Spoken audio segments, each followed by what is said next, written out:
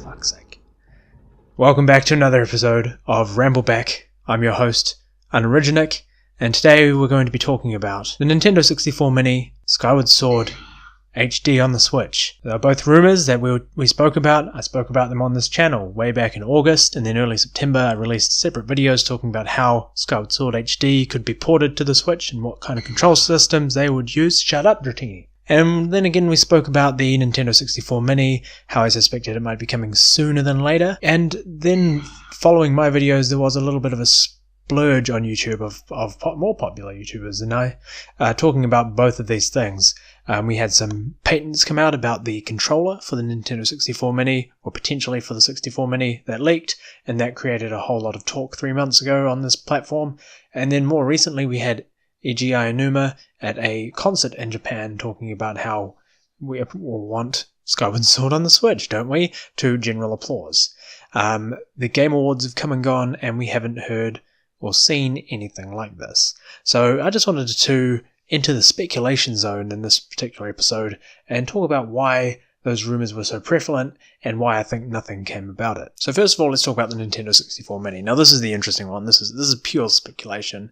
But given that we have the PlayStation Mini recently released, and how terribly it's gone, it feels like from a lot of the things that people are talking about, that it was maybe rushed to market. You had terrible controller, you had really terribly ported games, you had PAL Systems games rather than NSST. So basically lower performing games, less frames per second than what you'd normally get, even though the technology is fully available now and we have an infrastructure that can support that across the globe. They chose to go with the lesser ports, and a quick hack of the system has revealed that there are other games that they have on there that they haven't released, maybe because they failed to get licensing in time, but that they rushed this to market so it would be out in time for Christmas. I bring this up because about 3 months ago the Nintendo 64 was becoming a rumoured possibility. We had a patent found that Nintendo had gone for, and it seemed like they were going ahead and trying to compete with the PlayStation Mini as well. So maybe that caused PlayStation to panic and rush their system to market to get more sales. Nintendo may have plans to release a 64 Mini in the future, but at the current state they haven't done so. They haven't made any announcements to do so. They've publicly come out and said that it's not currently in development, but if Sony was worried about that, they may have rushed their console to market and released an inferior product in order to be first in. If that's true, I think this is why I'm speculating about it. I think it's a good move that Nintendo have kind of tricked them into doing this to show up that they're not really suited for releasing products of this nature, and it lets Nintendo sort of reflect in the fact that they've released 2 products in the past that were really successful, and that when they do come to do a Nintendo 64 Mini, people will have more trust in that brand.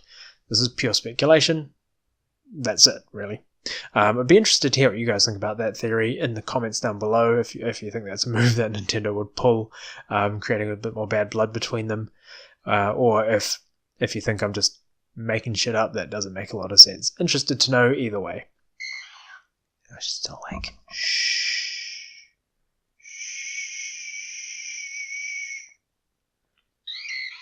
Okay, good girl.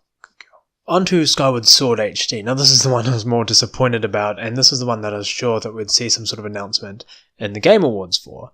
We're coming up to the 8th anniversary of Skyward Sword this year, in November. I don't know if that number's significant or not really. I thought 7 would be better and that we would get it this year, but it appears not. So at this stage, Nintendo have released an announcement to say that there's no plans to release Skyward Sword HD on the Switch. Perhaps that is their hard line that they're taking, and Eiji Aonuma wanted to see it released because they want to fix those flaws like what they did with Twilight Princess and what they did with Wind Waker HD. So potentially he just wanted to see if there was public appetite for it, and I think that the community has shown at large that people do want to get back into that game. What I hear again and again is that there are people who never got a chance to play that game, or there are people who want to see what that game would be transformed into if it had an HD remake with all the criticism and going through the crucible of the audience forum maybe they'll take on board some of the stuff people have spoken about and transform it a little bit. I think all they really need to do is scale back some of Fee's input, fix the motion controls a little bit, and primarily just leave it as it is. It doesn't need to have any fixing. That's the game. And if you're not happy with it, then there are other Zelda games that are more your style. You've got Breath of the Wild, you've got Ocarina of Time, you've got all the top-down ones.